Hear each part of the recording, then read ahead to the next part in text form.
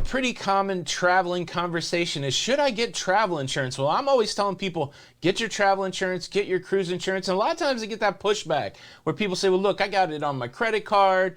I got it through some sort of bank. Don't worry about it. I got the travel insurance. A lot of people do that. Well, look, travel insurance is tricky. In today's episode of the Lido Loca Cruise Show, I'm going to tell you about a dude who thought he had the travel insurance and he still has a huge medical bill and he's stuck with it.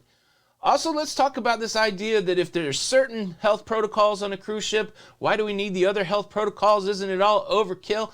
Let's talk about that. And there is a new Carnival cruise ship and it's got a name. I speak your name. All right, that's what we're covering in today's episode of the Lido Loca Cruise Show.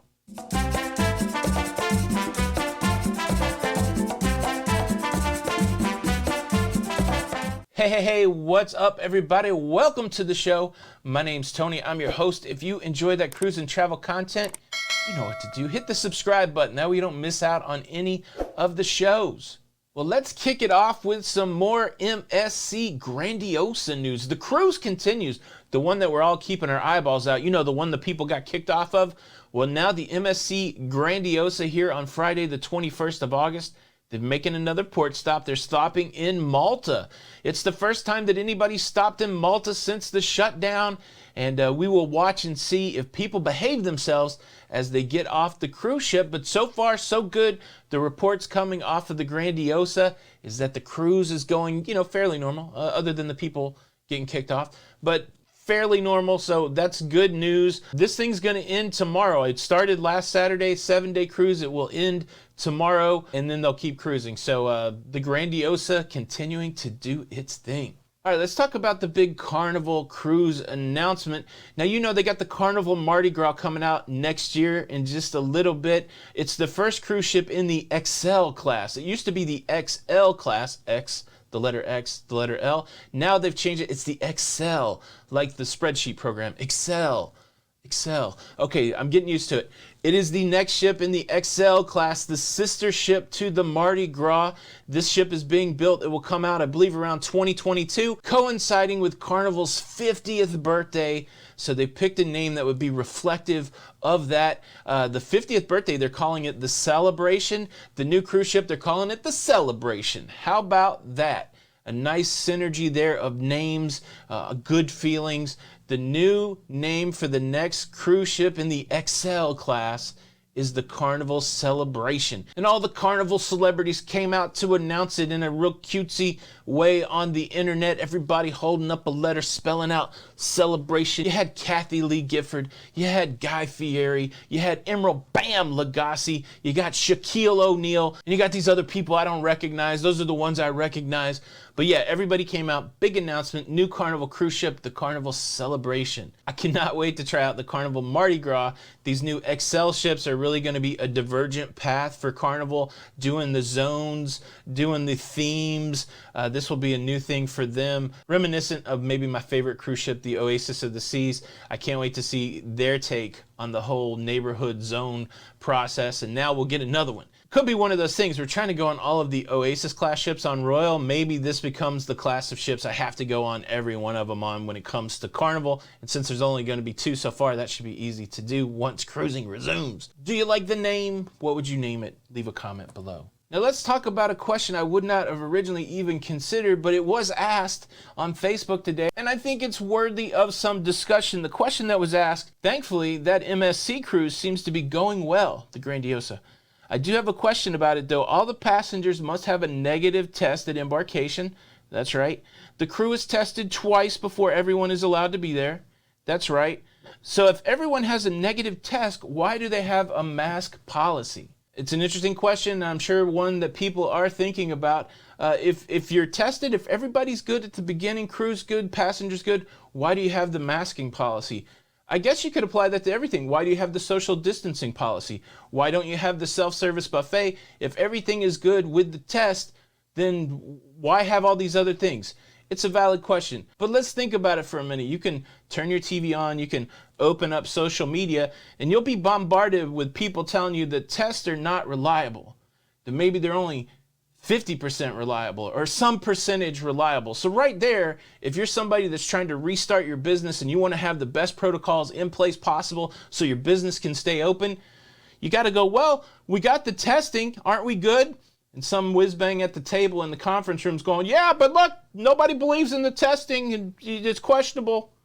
Maybe we should do something else too. Okay. How about we do social distancing? Yeah, but there's some mixed feelings on whether social distancing works or not. How about, what? Okay, but could we put it in there? Yeah, go ahead and put it in. More is better in this case. Okay, how about, what, mask? Well, there's some people don't believe in that either, but some people do. They think it's the science. Yeah, throw it in there. It's very simple. You have an industry, you have a business that is trying to open up. Why would they not be overly cautious? Why would they not put 10 things in place that could mitigate the potential outbreak on a cruise ship? It's kind of like, why do you have an airbag and a seatbelt? Why can planes fly with just one engine? Why does Google have 900,000 servers so that anytime you can pull up and search for how many servers does Google have? It's all about redundancy, baby. It's all about backup plans. It's all about making sure that one thing covers the other. It's not a hard concept. It's a concept used across every industry, and it only makes sense that you're going to have multiple health protocols to try to cover things that might go wrong with the other one. I guess I didn't really consider that as a question because I come from an IT background, and now even doing YouTube, it's like, well, am I recording my audio in 2 ways? Do I have 2 ways to capture the footage? Because you just don't want to lose anything. You just don't want to have a problem.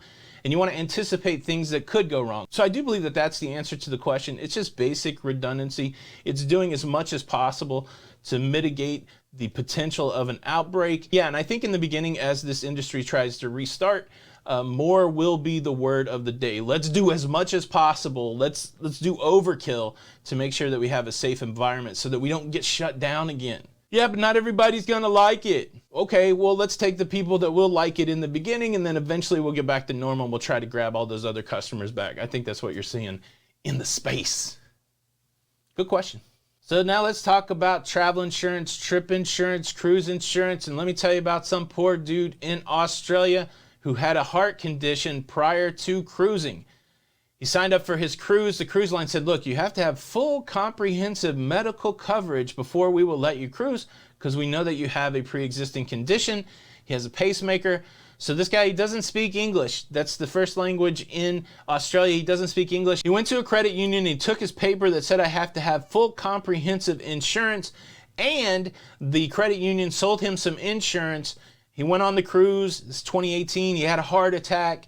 He got a $29,000 bill for his heart attack, for his medevac, for his treatment back on land, $29,000. He submitted the invoice to the insurance that he bought, and they only covered $4,000. The gentleman appealed to a regulatory body there in Australia, the Australian Financial Complaints Authority, the AFCA.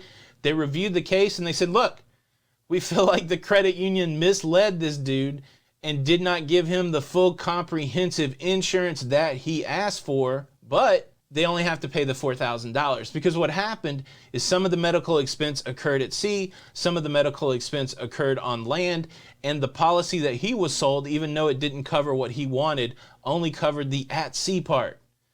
So now the dude is on the hook for $25,000. There's a lot in that story that doesn't seem fair to me. But the cautionary tale, the teachable moment out of that story is that you got to do your homework when it comes to travel insurance. Like I said in the intro, I'll tell a lot of people that, look, you got to get that cruise insurance, and they'll be like, yeah, but I'm covered on my credit card. Are you? Do you know exactly what you get? Is there a differentiation between at-sea charges or back-home charges? Does your health insurance, will they cover you at home?